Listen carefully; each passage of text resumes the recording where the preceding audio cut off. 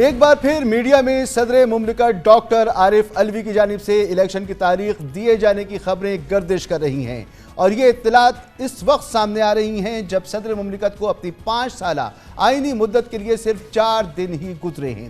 اس طرح کی خبریں 10 روز پہلے بھی سامنے آئی تھیں۔ قیاس آرائیاں تھیں کہ صدر ڈاکٹر عارف علوی 72 گھنٹوں میں الیکشن کی تاریخ کا اعلان کر دیں گے، لیکن کہا جا رہا ہے کہ ایوان صدر میں مبینہ اہم شخصیات کی آمد اور اہم ملاقاتوں کی وجہ سے ڈاکٹر عارف علوی نے الیکشن کی تاریخ کا اعلان کرنے سے گریز کیا ہے۔ دراصل قومی اسمبلی کی تحلیل اور شہباز حکومت کے خاتمے کو 1 ماہ مکمل ہو چکا ہے، لیکن تاحال نئے انتخابات کی تاریخ کا قضیہ حل نہیں ہو رہا۔ انتخابات کی تاریخ 90 روز کی آئینی مدت میں ہو یا نئی حلقہ بندیوں کے تناظر میں الیکشن کی تاریخ آگے بڑھ جائے، اس حوالے سے الیکشن کمیشن آف پاکستان اور صدر مملکت کے درمیان ایک سرد جنگ کی سی کیفیت ہے۔ پی ٹی آئی اور پاکستان بار کونسل کی جانب سے بذریعہ خط صدر مملکت کو الیکشن کی تاریخ کا اعلان کرنے پر زور دیا جا رہا ہے۔ ماہرین آئین و قانون اس بارے میں مختلف آراء رکھتے ہیں، جبکہ سیاسی اور صحافتی حلقوں میں بھی الیکشن کے اعلان کے سلسلے میں ایوان صدر کے اختیارات پر متضاد بحث جاری ہے۔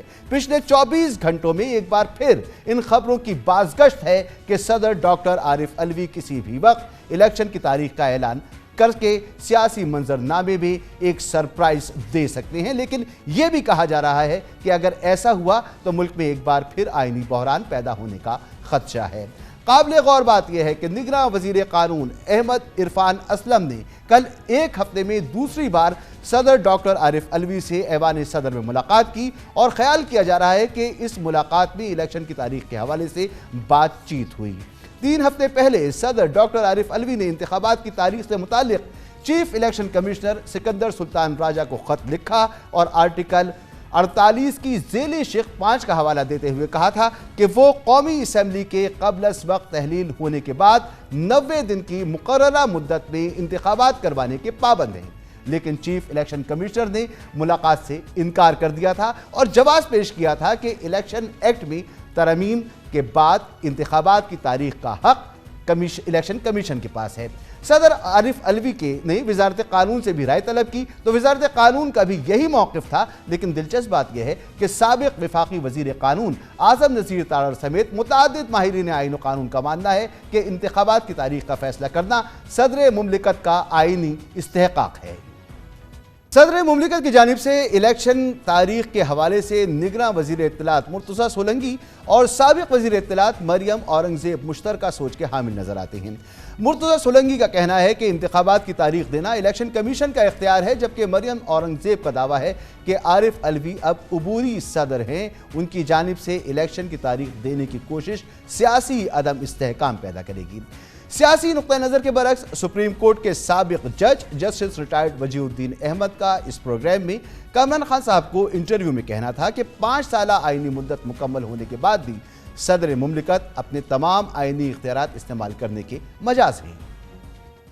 اس قانونی رائے میں کوئی شک نہیں ہے کہ صدارتی اختیارات کے حوالے سے آئین کا آرٹیکل 48 الیکشن ایکٹ کے سیکشن 57 پر برتر ہے۔ تمام قوانین مکمل طور پر آئین کے تابع ہیں، لیکن اگر ایوان صدر اور الیکشن کمیشن کی جانب سے الگ الگ تاریخوں کا اعلان کر دیا جاتا ہے تو اس ممکنہ بحرانی کیفیت کا فیصلہ سپریم کورٹ میں ہوگا۔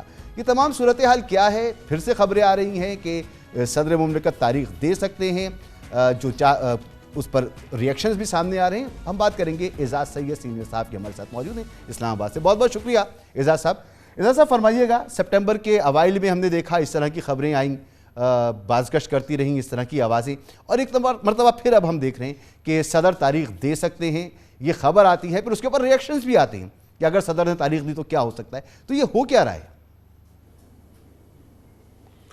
بہت بہت شکریہ آپ کا رضا۔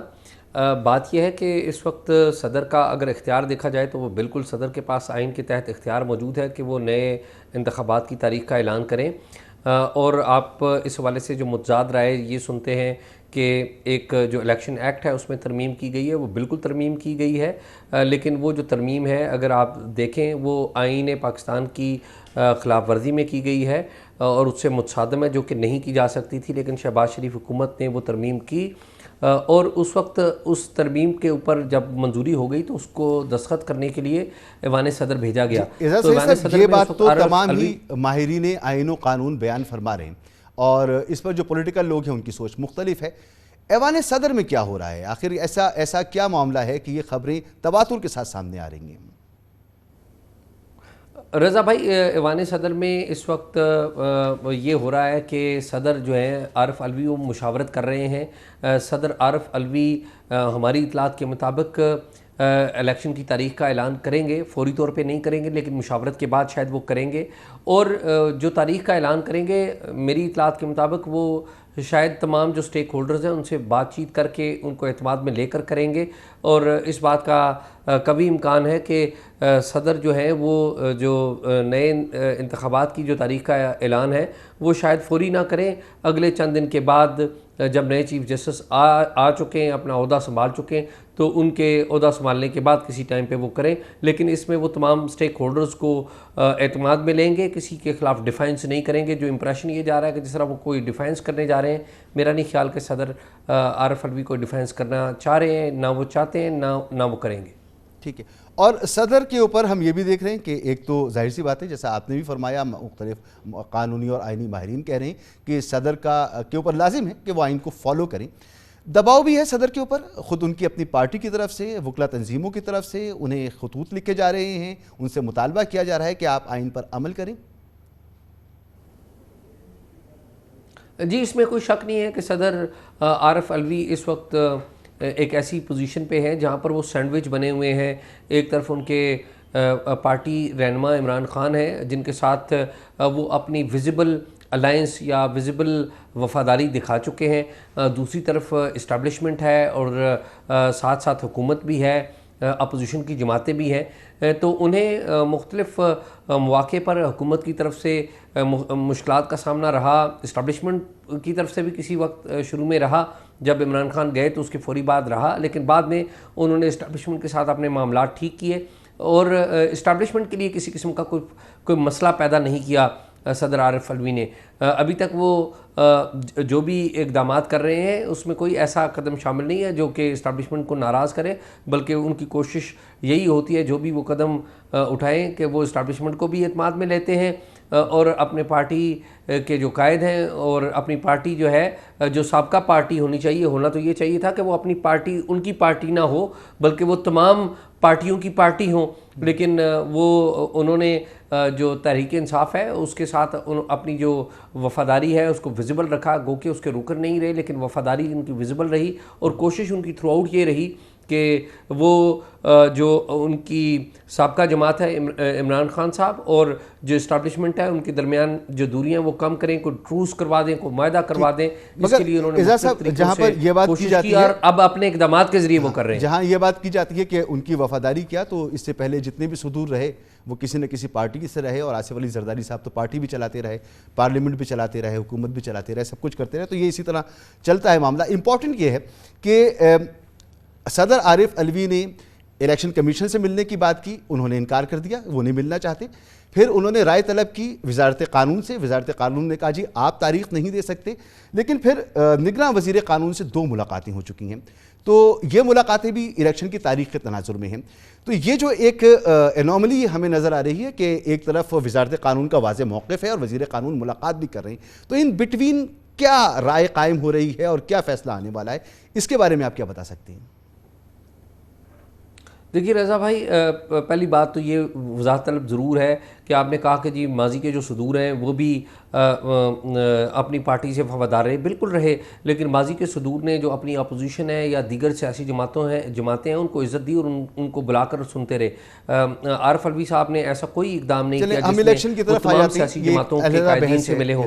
Coming back to this point, ہاں رضا بھائی کسی وہ میں وضاحت ضروری تھی. لیکن دوسری بات یہ ہے کہ اس وقت جو مشاورت ہے صدر کی اپنی قانونی ٹیم ہے، صدر اپنی قانونی ٹیم سے بھی مشاورت کر رہے ہیں اور اپنے جو خاص سرکل ہے ان کا دوستوں کا ان سے بھی مشاورت کر رہے ہیں.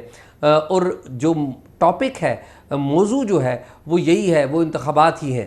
اور میں نے آپ کو پہلے بتایا کہ صدر صاحب، مجھے نہیں لگتا کہ اس میں کوئی ڈاؤٹ ہے کہ صدر صاحب اعلان نہیں کریں گے، اعلان صدر صاحب ہی کریں گے، لیکن کس وقت کے اوپر کریں گے یہ معاملہ زیر غور ہے، اور اس وقت کا جو تعین ہے وہ کیا جا رہا ہے۔ صدر صاحب ہی اعلان کریں گے میرے خیال میں، جو میرے پاس اطلاعات آ رہی ہیں، لیکن ٹائم ہے، ٹائم کے اوپر بات ہو رہی ہے کہ وہ کب ہوگا۔ بہت بہت شکریہ آپ کا جناب اعزاز سید صاحب، گفتگو آپ نے سنی۔ اسی معاملے پر قانونی رائے بھی حاصل کریں گے، ایک مختصر سے بریک۔ Welcome back. بریک سے پہلے ہم نے تفصیل سے جانا کہ ایوان صدر میں اس وقت کیا ہو رہا ہے۔ صدر مملکت نگراں وزیر قانون سے ملاقاتیں بھی کر رہے ہیں، وہ مشورے کر رہے ہیں، اور متواتر یہ خبریں سامنے آ رہی ہیں کہ صدر مملکت کبھی بھی الیکشن کی تاریخ دے سکتے ہیں۔ جہاں یہ خبریں سامنے آتی ہیں وہیں پر اس پر ریئیکشن بھی آتا ہے کہ وہ تاریخ دے سکتے ہیں یا نہیں دے سکتے۔ تاریخ دی تو کیا ہوگا، تاریخ نہ دی تو کیا ہوگا۔ سیاسی حوالوں سے، انتظامی حوالوں سے جو معاملات ہیں اس سے ہم نے آپ کو اپڈیٹ کیا۔ جانتے ہیں کہ آئینی اور قانونی پوزیشن کیا ہے، اور اس کے لیے ہمارے ساتھ موجود ہیں جناب منیف فاروق صاحب، ماہر آئین و قانون، بہت اچھا اپنا پروگرام بھی ہوسٹ کرتے ہیں۔ بہت بہت شکریہ منیف فاروق صاحب۔ منیف فاروق صاحب، سب سے پہلے تو آپ یہ فرمائیں کہ آپ کی رائے کیا ہے؟ الیکشن کمیشن کا جواب آ گیا، وزارت قانون کا جواب آ گیا، صدر نے جو ان سے رائے مانگی تھی اور انہوں نے کہا جی آپ تاریخ نہیں دے سکتے، لیکن صدر پھر بھی ملاقاتیں کر رہے ہیں وزیر قانون سے، اور اطلاعات ہیں کہ صدر الیکشن کی تاریخ کا اعلان کر سکتے ہیں، اور آنے والے 2-3 دنوں میں شاید ایسا ہو سکتا ہے۔ آپ کی کیا رائے ہے؟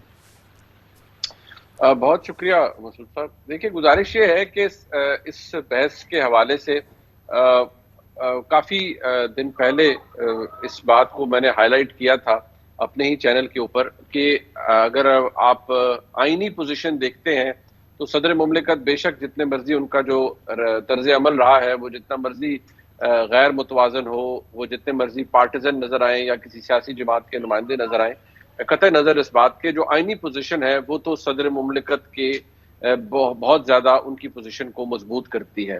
اور آئین کے آرٹیکل 48(5) کے تحت اگر اسمبلی وقت سے پہلے تحلیل ہوتی ہے وزیر اعظم کی ایڈوائس پر، جو کہ کی گئی، تو ایسی صورت میں اسی آرٹیکل کے اندر موجود ہے کہ صدر کے پاس یہ اختیار ہے، اور یہ ان کا ڈسٹنکٹیو رائٹ ہے، by virtue of that dissolution of the assembly آگے وہ الیکشن کا ٹائم یا ڈیٹ اناؤنس کر سکتے ہیں جو کہ 90 دن کے اندر ہو۔ اور عدالتی فیصلہ بھی موجود ہے اس کے اندر جو امپورٹنٹ پنجاب بات الیکشن کے حوالے یہ سے ہے کہ گورنر نے اسمبلی تحلیل نہیں کی تھی تو انہوں نے کہا میں تاریخ نہیں دوں گا، اگر وہ تحلیل کرتے تو ان کو تاریخ دینی پڑتی۔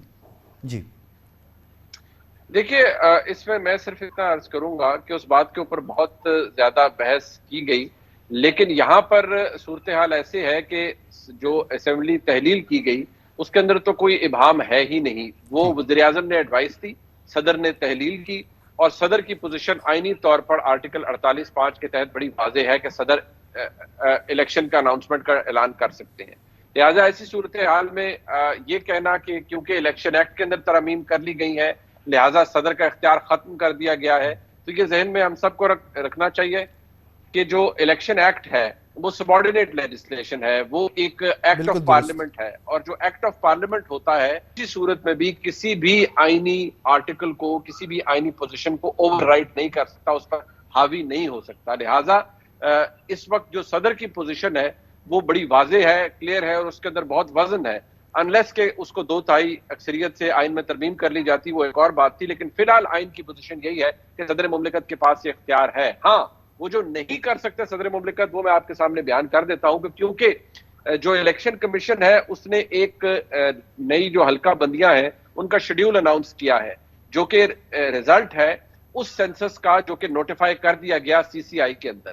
اب ظاہری بات ہے جب تک وہ CCI کا فیصلہ اپنی جگہ موجود ہے، ریٹیفیکیشن آف دی سینسس ہے، انڈورسمنٹ آف دی سینسس ہے، اس کا ریزلٹ نئی حلقہ بندیاں ہیں، تو وہ تو پھر تبدیل نہیں ہو سکتا۔ صدر یہ نہیں کر سکتے، اور اگر کریں گے تو آئینی طور پر غلط ہوگا کہ وہ کہہ دیں کہ یہ نومبر میں انتخابات کروا دیں۔ اس کو یوں سمجھا جائے منیف فاروق صاحب کہ گو کہ صدر کو 90 دن میں مکمل نہیں ہوئے، اعلان کرنا ہے، تاریخ کا اعلان کرنا ہے، الیکشن 90 دن میں ہونے، لیکن کیونکہ حلقہ بندیاں ہو رہی ہیں تو صدر اس موقع پر یہ نہیں کر سکتے۔ جی، میرا نقطہ نظر یہ ہے کہ اس وقت اگر صدر یہ کریں گے تو اس میں ایک کانسٹیٹیوشنل کلیش ضرور جنم لے گا، اور اس کے اوپر کسی بھی طرح سے دونوں اطراف سے معاملہ پھر بھی at the end of the day شاید سپریم کورٹ میں ہی جائے، کیونکہ صدر مملکت یہ اناؤنسمنٹ تو کر دیں گے لیکن وہ کتنی قابل عمل ہوتی ہے وہ پھر دوسری بات ہو جاتی ہے. پہلے ہی سپریم کورٹ کا 14 مئی کے حوالے سے فیصلہ موجود ہے جس پر عمل درآمد نہیں ہو سکا. پارلیمنٹ نے اسے انڈو کر دیا. اب پارلیمان نہیں ہے لیکن ریاست اور اس کے ادارے اپنی جگہ موجود ہے. اگر وہ صدر کے حکم کو نہیں مانتے, منیب صاحب یہ مجھے فرمائیں, ٹھیک ہے ظاہری بات ہے ایک بحث تو شروع ہو جائے گی. مشترکہ مفادات کونسل کا ادارہ ایک آئینی ادارہ ہے, لیکن 90 دن میں الیکشن کرانا آئین کا تقاضا ہے, اس کا آرڈر ہے, اور حلقہ بندیاں اور یہ تمام ڈیلیمیٹیشن کا پروسیس یہ ایک آئینی ادارے کا فیصلہ ہے. تو ایک طرف آئین کا حکم ہے, ایک طرف آئینی ادارے کا ایک فیصلہ ہے, تو اس سے فرق نہیں ہے. اس میں مقدم تو آئین کا فیصلہ ہوگا نا. میں عرض یہ کرتا ہوں مسعود صاحب, اس کو ہم سمپلیفائی کر دیتے ہیں آپ کے ویور کے لیے کہ دیکھیے صدر کے پاس اختیار ہے کہ وہ الیکشن اناؤنس کرے, کیونکہ انہوں نے وزیر اعظم کی ایڈوائس پر اسمبلی تحلیل کی آرٹیکل 48 کے تحت, آرٹیکل 48(5) کے تحت, آرٹیکل 48 کے تحت تبدیل کی اسمبلی تحلیل کی. اب آرٹیکل 48(5) کے تحت ان کے پاس اختیار ہے کہ وہ الیکشن کی ڈیٹ دیں, اور 90 دن کے اندر بالکل لکھا ہوا ہے. اب دوسری بات یہ سمجھیے کہ یہ تو عام حالات ہیں, لیکن اس ملک میں ہر الیکشن سے پہلے سینسس تو نہیں ہوتا, یہ بات بھی موجود ہے. لیکن کیونکہ اب سینسس ہو چکا ہے اور سی سی آئی جو کہ ایک آئینی ادارہ ہے, اس کی کمپوزیشن, بے شک اس پر اعتراض بعد میں ساروں نے کیا جی کہ 2 اس کے اندر ان الیکٹڈ لوگ موجود تھے, لیکن اس کی پوزیشن اپنی جگہ موجود ہے. انہوں نے اپنا فیصلہ سنا دیا تھا, سینسس کو نوٹیفائی کر دیا تھا, اور جب نوٹیفائی کر دیا, انڈورس کر دیا, تو ایسی صورت میں پھر حلقہ بندیاں الیکشن کمیشن نے کروانی ہے. الیکشن کمیشن نے شیڈیول اناؤنس کر دیا ہے. اب کیوں ہو رہا ہے اور دیر از اے کانفلکٹ, تو صدر اختیار استعمال کر سکتے ہیں, لیکن ان کے راہ میں جو رکاوٹ ہے وہ یہ کہ کیونکہ حلقہ بندیاں ہو رہی ہیں اور وہ ایک آئینی پروسیس کی وجہ سے ہو رہی ہیں, لہٰذا ان کو روکا نہیں جا سکتا. میرا استدلال, میرا آرگومنٹ صرف اتنا ہے. اچھا, اور اگر صدر اپنا جو ان پر آئینی تقاضا ہے وہ پورا نہیں کرتے تو کل یہ بات بھی ہو سکتی ہے کہ صدر نے آئین پر عمل نہیں کیا, تو یہ مشکل ہے صدر کے لیے. نہیں, میں نہیں سمجھتا. صدر اگر اناؤنسمنٹ کر دیتے ہیں, یا اگر وہ یہ کہتے ہیں کہ جی میں اناؤنس کروں گا یا میں نے اناؤنس کر دیا ہے, انہوں نے الیکشن کمیشن کو, اچھا ہوتا اگر الیکشن کمیشن ان سے مل لیتا, کم از کم الیکشن کمیشن یہ کہتا کہ ہم نے صدر کو یہ بتا دیا تھا کہ آپ کی پوزیشن یہ ہے اور ہماری حلقہ بندیوں کا شیڈیول یہ ہے. اب کیونکہ الیکشن کمیشن نے ملنے سے انکار کیا ہے, تو صدر کی جہاں پر یہ ان کے اوپر ان کے پاس آئینی اختیار ہے, وہیں ان کے اوپر فرض بھی ہے کہ وہ اس کے تحت فوری طور پر ذہن میں رکھیں کہ شیڈیول اناؤنس ہوا ہے حلقہ بندیوں کا, لہٰذا وہ سلسلہ ایسے ہی آگے بڑھائیں گے کہ الیکشن کمیشن کا جو شیڈیول ہے اس کو وہ آؤٹ رائٹلی نہ ریجیکٹ کر سکتے ہیں, نہ اوائڈ کر سکتے ہیں, نہ اگنور کر سکتے ہیں. کریں گے تو اس سے ہم آئینی زبان میں کہتے ہیں کانسٹیٹیوشنل امپاس, وہ کریٹ ہو جائے گا. ٹھیک ہے, جیسا آپ کہہ رہے ہیں کہ صدر مملکت سے مل لینا چاہیے تھا, الیکشن کمیشن کو بالکل ملنا چاہیے تھا, تو ایک تاثر یہ بھی ہے کہ ایک سرد جنگ سی ہے, تو شاید آپ بھی اس سے اتفاق کریں. نون لیگ کی طرف سے مسلسل کہا جا رہا ہے کہ صدر مملکت کیونکہ اب اپنی مدت پوری کر چکے ہیں تو اب وہ عبوری صدر ہیں. آئین میں دیکھا میں نے, مجھے تو نہیں ملا عبوری صدر کہاں لکھا ہوا ہے, تو وہ کہہ رہے ہیں وہ عبوری صدر ہیں اور بہت سے اختیارات ہیں وہ انہیں ایکسرسائز نہیں کر سکتے, جس میں ایک یہ بھی ہے کہ وہ الیکشن کی تاریخ بھی نہیں دے سکتے. آپ وضاحت کریں گے اس کی, آئین کے مطابق, قانون کے مطابق؟ دیکھیے یہ بات اس کی جو لیگل ویلیو ہے وہ تو شاید کم ہو, مورل زیادہ ہے, اخلاقی زیادہ ہے. دیکھیے صدر مملکت اپنا ٹینیور مکمل کر چکے ہیں اور وہ ایک سٹاپ گیپ ارینجمنٹ کے تحت معاملہ چل رہا ہے. ہاں یہ ضرور بات ہے کہ عام طور پر جو آؤٹ گوئنگ پرائم منسٹرز ہوتے ہیں, جب ان کی میعاد مکمل ہو جاتی ہے اس وقت تک جب تک نیا وزیر اعظم نہیں آتا, تو وہ کوئی بھی جو ایگزیکٹو اتھارٹی ہے وہ ایکسرسائز نہیں کرتے. وہ اس لیے نہیں کرتے کیونکہ ان کا وقت ختم ہو چکا ہوتا ہے جو کہ آئین کے تحت ان کے پاس موجود ہوتا ہے, لہٰذا وہ ریفرین کرتے ہیں کسی بھی ایگزیکٹو ایکسرسائز کو کرنے میں. صدر کے پاس بھی اگر میں سمجھتا ہوں مثال کے طور پر منیب صاحب کیا ہو سکتا ہے اگر صدر مملکت استعفیٰ دے دیتے اور اسپیکر چیئرمین سینٹ جو ہیں وہ صدر ہوتے, تو وہ بھی ایسے ہی کر رہے ہوتے, اور یہ عرصہ جتنا بھی لمبا ہوگا تو بہت سے ایسے معاملات ہوں گے آئینی جس پر صدر نے کام کرنا ہے, وہ نہیں کر سکتے. یہ آئین میں کہیں موجود ہے, یعنی اس کو ہم کس طرح سمجھے کہ صدر ہے بھی اور نہیں بھی ہے؟ دیکھیے میں اگر میرا آرگومنٹ مکمل ہو جائے, میں صرف اس میں یہ کہہ رہا ہوں کہ یہ باتیں بالکل کہی جا رہی ہیں, لیکن یہ بات درست نشاندہی ہے جو آپ نے بھی کہا کہ آئین میں کوئی بھی کہ کسی بھی جگہ پر یہ نہیں لکھا ہوا کہ اگر صدر اپنی میعاد مکمل کر لیتے ہیں اور اس کے بعد نئے صدر کے آنے تک وہ رہتے ہیں تو ان کے پاس فلانا اختیار نہیں ہوگا یا فلانا رائٹ نہیں ہوگا یا وہ کوئی فیصلے نہیں کر پائیں گے. اسی طرح چیئرمین سینٹ اگر صدر نہیں ہوتے ملک کے اندر یا نہیں ہوتے اپنے منصب پہ, ان کی جگہ قائم مقام صدر وہ بن جاتے ہیں تو ایسا نہیں ہے کہ ان کے پاس اختیار نہیں ہوگا. میں نے دوبارہ کہہ رہا ہوں کہ لیگلی دیر از نو ریسٹرکشن. ہاں مورلی اس کے اوپر بحث ضرور ہو سکتی ہے کیونکہ وزرائے اعظم پر یہ بحث ہوتی ہے کہ جو اسٹاپ گیپ ارینجمنٹ یا آؤٹ گوئنگ پرائم منسٹرز ہوتے ہیں وہ ایگزیکٹو اتھارٹی ایکسرسائز کرنا بند کر دیتے ہیں. لیکن صدر مملکت بہرحال ہیڈ آف دا اسٹیٹ ہے, وہ عہدہ ویکنٹ نہیں رہ سکتا اور رہتا بھی نہیں ہے کیونکہ کانسٹیٹیوشن نے پوزیشن ایسی بنا دی ہے کہ صدر رہے گا, مدت مکمل ہوگی تو نئے آنے والے صدر تک وہی رہ سکتا ہے. اگر وہ چلے جائیں تو قائم مقام صدر بن جائیں گے چیئرمین سینٹ. ویسے صدر ملک سے باہر ہوں تو صدر کا عہدہ خالی نہیں رہتا. آئین نے اس کی گنجائش نکالی ہے کہ چیئرمین سینٹ یعنی جو بھی ایکسرسائز جو بھی آئینی تقاضے ہیں صدر ان کے مطابق اس کو پرفارم کرنے کے پابند ہیں, اور آئین کہتا ہے کہ جب تک الیکٹورل کالج نہیں بنتا یا صدر کی جو وجوہات ہیں جس کی وجہ سے وہ اپنا عہدہ چھوڑ سکتے ہیں, کوئی ایسی سچویشن نہیں ہوتی تو صدر موجود ہیں اور اپنی پوری پاور کے ساتھ موجود ہیں. بہت بہت شکریہ جناب منیف فاروق صاحب, گفتگو آپ نے سنی. یہاں پر لیں گے ایک نیوز بریک جس کے بعد پروگرام جاری رہے گا.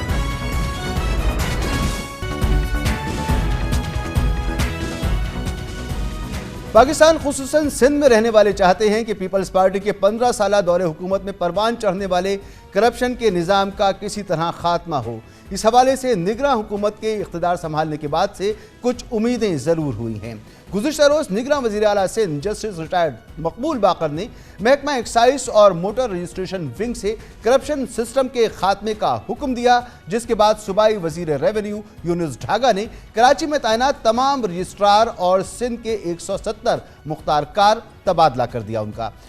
دوسری جانب تعجب کی بات یہ ہے کہ کرپشن کا اعتراف کرتے ہوئے نیب سے وی آر کے تحت رضاکارانہ طور پر لوٹی ہوئی رقم واپس کرنے والے 600 سے زائد افسران اور ملازمین آج بھی اپنے عہدوں پر برقرار ہیں. ان کے خلاف کوئی کارروائی نہیں ہو سکی ہے. حیران کن طور پر ان میں سے کئی افسران اعلیٰ عہدوں پر ترقیوں سے بھی نواز دیے گئے ہیں. تفصیلات کے مطابق نگراں سندھ حکومت نے الیکشن کمیشن کی منظوری سے سیکٹری سطح کے 38 افسران, 5 کمشنرز, 30 ڈپٹی کمشنر سمیت مجموعی طور پر 73 اعلیٰ انتظامی اور پولیس افسران کے تبادلے اور تقرر کا نوٹیفیکیشن جاری کر دیا ہے. یقینی طور پر بعض عہدوں پر نئے اور بہترین شہرت رکھنے والے افسروں کا تقرر کیا گیا ہے, لیکن بیشتر عہدوں پر پرانے اور پہلے سے نوازے ہوئے افسران کے تبادلے کیے گئے ہیں جن پر سوال اٹھ رہے ہیں. سابق چیف جسٹس شریعت کورٹ آغا رفیق کے مطابق وی آر کے بعد افسران کی دوبارہ عہدوں پر تقرری غیر قانونی عمل ہے. نگراں حکومت نے جن افسران کی تقرریاں کی ہیں ان میں بہت سے ایسے افسران ہیں جو پاکستان پیپلز پارٹی کے دور حکومت میں اہم عہدوں پر فائز رہ چکے ہیں. مثال کے طور پر سابق وزیر اعلیٰ سندھ سید مراد علی شاہ کے خلاف نیب عدالت میں زیر سماعت کرپشن ریفرنس کے شریک ملزم آغا واصف نگراں وزیر اعلیٰ کے پرنسپل سیکرٹری کے طور پر خدمات انجام دے رہے ہیں. اسی کے ساتھ صوبائی وزیر جام خان شورو کے خلاف حیدرآباد میں جال سازی کر کے سرکاری زمینیں ہتھیانے کے الزام کے تحت نیب عدالت کے میں زیر سماعت ریفرنس کے شریک ملزم سید سجاد حیدر کو کمشنر بے نظیر آباد مقرر کر دیا گیا ہے. اسی طرح ریونیو ریکارڈ میں جال سازی کر کے ضلع ملیر کراچی کی 10 ارب روپے سے زائد مالیت کی ہزاروں ایکڑ سرکاری زمینیں ہتھیانے سے متعلق اہم فائلوں کو دبائے رکھنے والے سابق کمشنر کراچی اقبال میمن کو صوبائی سیکرٹری داخلہ مقرر کیا گیا ہے. جبکہ سندھ بلڈنگ کنٹرول اتھارٹی میں کرپشن کی شکایات بڑھ جانے پر ڈائریکٹر جنرل کے عہدے سے ہٹائے گئے محمد اسحاق کھوڑو کو دوبارہ اسی عہدے پر تعینات کر دیا گیا ہے. ان کے اس دور میں سندھ بلڈنگ کنٹرول اتھارٹی میں چلنے والے کرپشن سسٹم کو ہم اپنے پروگرام میں بھی اجاگر کرتے رہے ہیں. اس کے علاوہ پہلے سے ہی نوازے گئے کئی پولیس افسران اور ڈپٹی کمشنرز کو ایک جگہ سے ہٹا کر دوسری جگہ دے دی گئی ہے. اس پر ہم بات کریں گے. اختیار کھوکر صاحب ہمارے نمائندے خصوصی ہمارے ساتھ موجود ہیں. اختیار کھوکر صاحب, اس طرح کی تعیناتیاں تقرریاں سیاسی حکومتوں میں تو سمجھ میں آتی ہیں, سسٹم چل رہے ہوتے ہیں, سسٹم چلانے ہوتے ہیں. یہ نگراں حکومت جس کا مینڈیٹ جس نے خود بیان کیا کہ اسے کرپشن کی بے یقینی بھی کرنی ہے, اس شہرت کے حامل افسران کو ہی لگایا جا رہا ہے. وجہ کیا ہے؟ دیگر افسران اویلیبل نہیں ہیں, موجود نہیں ہیں, بس یہی ہیں جو تمام کے تمام جہاں پر کہیں نہ کہیں الزامات رہے ہیں, کہیں نہ کہیں معاملات ان کے گڑبڑ رہے ہیں. جی مسعود صاحب, افسران تو موجود ہیں اور کافی اچھے افسران اب بھی سندھ گورنمنٹ کے پاس موجود ہیں جن کو اویٹنگ فار پوسٹنگ میں رکھا گیا ہے۔ یہی بڑا سوال ہے کہ نگران حکومت کے آنے کا مقصد یہ ہوتا ہے کہ وہ غیر جانبدار رہے اور خاص طور پہ الیکشن کے حوالے سے جو شفافیت ہے ان کی وہ برقرار رہے، اور چونکہ افسران جو ہیں وہ تمام اہم رول پلے کرتے ہیں، انتظامی نوعیت کے جو افسران ہیں تو سارے معاملات میں، تو یہی امید کی جا سکتی ہے سندھ نگران حکومت سے کہ وہ بہتر ہو۔ اب دیکھیں اگر آغا آصف کی جس طرح ہم نے بات کی کہ وہ وزیر اعلیٰ سندھ کے پرنسپل سیکرٹری کے خدمات سر انجام دے رہے ہیں، ان کا نام نگران وزیر اعلیٰ صاحب نے بھیجا تھا اپنے پرنسپل سیکرٹری کے لیے، لیکن الیکشن کمیشن نے اس پر اعتراض کیا اور حسن نقوی صاحب کو تعینات کیا، اس کا نوٹیفیکیشن بھی ہو گیا۔ اب حسن نقوی صاحب چھٹیوں پہ گئے ہیں تو وزیر اعلیٰ صاحب نے اس عہدے کا چارج جو ہے پھر اسی افسر کو دے دیا۔ اب آغا آصف کے لیے تھوڑا آپ کو یہ بتاؤں کہ وہ جب توانائی کے سیکرٹری تھے تو اس وقت ان پر الزام یہ ہے کہ اومنی گروپ کو نوازا گیا مبینہ طور پر، اور نوری آباد پاور پلانٹ میں تقریباً 12 ارب روپے کو ان سے اضافی ان کو نوازش کی گئی اس انویسٹمنٹ میں، اور اس کے علاوہ غیر قانونی طور پر ٹرانسمیشن لائن کا ٹھیکہ بھی ان کی کمپنی کو دیا گیا، اور اس میں ایک شریک ملزم ہے، شریک ملزم کو اگر وہ سی ایم ہاؤس میں بیٹھا رہے گا تو آپ ظاہر ہے اس سے جو ہے وہ معاملات زیادہ متاثر ہوں گے۔ اور اس کے علاوہ جس طرح دوسرے آپ نے ذکر کیا سجاد حیدر صاحب، وہ کمشنر لگے بے نظیر آباد میں، وہ دوسرے منسٹر جو ایم کیو اپنا پیپل پارٹی کے تھے جام خان چورو، ان کے زمین کے اسکینڈل میں ان کا شریک ملزم ہے، نیب ریفرنس وہ بھی زیر سماعت ہے حیدرآباد احتساب عدالت میں۔ اور اس کے علاوہ کمشنر کراچی جو تھے اقبال میمن صاحب، اس کو ہوم سیکرٹری لگایا گیا ہے۔ یہ تقریباً 1000 ایکڑ زمین ہے جو ملیر کے ڈپٹی کمشنر نے تقریباً 4 ماہ پہلے ان کو یہ فائلیں بھیجی تھی کہ یہ جعلسازی کر کے سرکاری زمین کو ہتھیایا گیا ہے، ان کی آپ انٹریز جو ہیں وہ رد کریں، منسوخ کریں، لیکن اس پر وہ کوئی فیصلہ نہیں کر سکے۔ اور وہ اختیار کھوکر صاحب، معاملہ تو یہ ہے کہ جہاں پر الزامات ہیں، جن لوگوں پہ الزامات ہوں گے وہ اہم پوزیشنز پر ہوں گے تو ان کے خلاف تحقیقات نہیں ہو سکتی ہیں، تو ان کو اہم پوزیشنز پر نہیں ہونا چاہیے اگر اچھا احتساب کا عمل چلنا ہے۔ لیکن جو افسران لگائے گئے ہیں ان میں بڑے اچھے افسران بھی ہیں، اچھی شہرت کے حامل افسران بھی ہیں، اور پھر نگراں وزیر اعلیٰ نے اس عزم کا اظہار بھی کیا ہے کہ کرپشن کی بے قنی کے لیے انہوں نے آرڈرز دیے ہیں، یونس ڈھاگا صاحب نے ایکشن لیے، تو کچھ اچھا بھی ہو رہا ہے۔ یہ بالکل ہو رہا ہے، اور دیکھیں یہ ہم کہیں کہ جی بالکل سب کچھ خراب ہو رہا ہے کہ یہ بات درست نہیں ہوگی۔ دیکھیں یہ جو ٹرانسفر پوسٹنگ ہوئی ہے اس میں بہت زبردست افسران کی تعینات ہوئی ہے، جیسے شکیل منگنے صاحب، اس کو چیئرمین پی این ڈی لگایا گیا ہے۔ یہ وہ افسر ہے جو پیپل پارٹی کے دور میں پہلے یہاں پہ تھے، لیکن ان کو سندھ بدر گیا، ان کی خدمات میں وفاق کے حوالے کر دی گئی تھی، وہ چیئرمین پی این ڈی لگے، اور ان کی جو کریڈیبلٹی اور انٹیگریٹی ہے وہ بہت زبردست رہی ہے۔ سیکرٹری تعلیم جو ہے شیرین نارجو صاحبہ لگائی گئی ہے، یا رفیق مصطفیٰ صاحب شیخ صاحب لگائے گئے زراعت میں، منظور شیخ صاحب لگائے گئے لوکل گورنمنٹ میں، اسی طرح زاہد عباسی صاحب senior member board of revenue لگائے گئے، تو کئی اچھے افسران بھی لگائے گئے ہیں۔ یا یہ جو کارروائی آپ نے بتائی یونس ڈھاگا صاحب نے کی ہے، سب رجسٹراروں کو، جتنے بھی کراچی میں سب رجسٹرار تھے ان کا، اور بہت آپ کو پتا ہے کہ ایک پورا دھندہ چل رہا تھا، کسی آدمی کا کوئی بھی کام سب رجسٹرار آفس پہ پیسے کے بغیر نہیں ہوتا تھا، تو فی الحال تو تمام سب رجسٹرار جو ہے ان کو ہٹایا گیا ہے، مختار کاروں کو ہٹایا گیا ہے۔ آج ٹریزری افسران 22 ٹریزری افسران کا تبادلہ ہوا ہے پورے سندھ میں، 5 جو نامی گرامی ٹریزری افسر تھے ان کو رپورٹ کرایا گیا ہے۔ لیکن اب مسئلہ یہ ہے کہ آپ کو میں مسوق سے کہتا ہوں کہ جیسے ڈی جی ایس بی سے لگا ہے جو صاحب، وہ وزیر صاحب سے اس سے نہیں پوچھا گیا۔ اب اسی طرح جو سیکرٹری فائنانس لگا ہے اس کو وہ بھی وزیر صاحب کی اس کے حوالے سے نہیں پوچھا گیا۔ اب جب آپ وزیر اگر کارروائی کریں گے لیکن افسران جو آپ ان کو دیں گے ان کے مرضی کے نہیں ہوں گے تو پھر یہ کارروائی عملی طور پر کیسے چلے گی؟ اختیار کھوکر صاحب، اس وقت تو خوشی کی بات یہ ہے تمام پاکستانیوں کے لیے اور خاص طور پہ سندھ میں رہنے والوں کے لیے کہ جو سسٹم اور کرپشن اس کی بے قنی ہو، تو اس کے لیے اچھی شہرت کے حامل آفیسرز آئیں، تو ضروری ہے کہ جو شیڈی ہوں، جن پہ الزامات رہے ان کی پہلے تحقیقات ہوں، پھر یہ نیب سے وی آر کرنے والے جنہوں نے قبولہ ہو کہ ہم نے گناہ کیا، ہم نے کرپشن کی، اور پھر وی آر کے پیسے واپس کیے، اور پھر وہ آ کر اپنے عہدوں پہ لگ گئے، پھر انہوں نے ترقیاں حاصل کیں، پھر وہ وہاں پر موجود ہیں، تو ان کی بے قنی اگر نہیں ہوتی تو پھر کیسے یہ تاثر ابھرے گا کہ احتساب ہو رہا ہے، سسٹم ختم ہو رہا ہے اور نظام ٹھیک ہو رہا ہے؟ جی ہاں بالکل، اس تاثر کے ساتھ ساتھ جو بنیادی مقصد ہے مسعود صاحب، یہ وی آر والوں کے لیے حکومت کا کیا فیصلہ ہے نگراں حکومت کے لیے؟ جی بالکل، اس سے یہ بھی ہوگا نا کہ جو وی آر والے افسران اگر اہم عہدوں پر برقرار رہیں گے تو ظاہر ہے اس سے بھی جو آپ کے الیکشن کا جو عمل ہے اس پہ اس کی جو شفافیت ہے اس پہ سوالیہ نشان آئے گا. اور جو وی آر کرنے والے افسران ہیں، آپ کو یہ بتاؤں کہ اس وقت بہت ہی اہم عہدوں پر ہیں. جیسے سید سردار شاہ صاحب ہیں، وہ چیف انجینئر ہیں اس وقت سکھر بیراج کے. اس کے بعد چیف انجینئر کے 2 پوسٹ عہدے ہیں، ایک chief engineer left Sukkur barrage اور chief engineer right Sukkur barrage. اس کے لیے نگران حکومت نے سیکٹری آبپاشی کے لیے ریکمینڈ کیا تھا کہ اس بندے کو جو وی آر کر کے آیا ہے، جو سابق وزیر اعلیٰ مراد علی شاہ صاحب کے بینوئی ہیں، ان کے قریبی عزیز ہیں، ان کو سیکٹری آبپاشی لگایا جائے. لیکن الیکشن کمیشن نے اس پروپوزل کو نہیں مانا اور نیاز عبادی صاحب کو لگایا. ایک دوسرے افسر ہیں نذیر شیخ صاحب، وہ وی آر کر کے آئے، پھر اس کو پروموشن دیا گیا.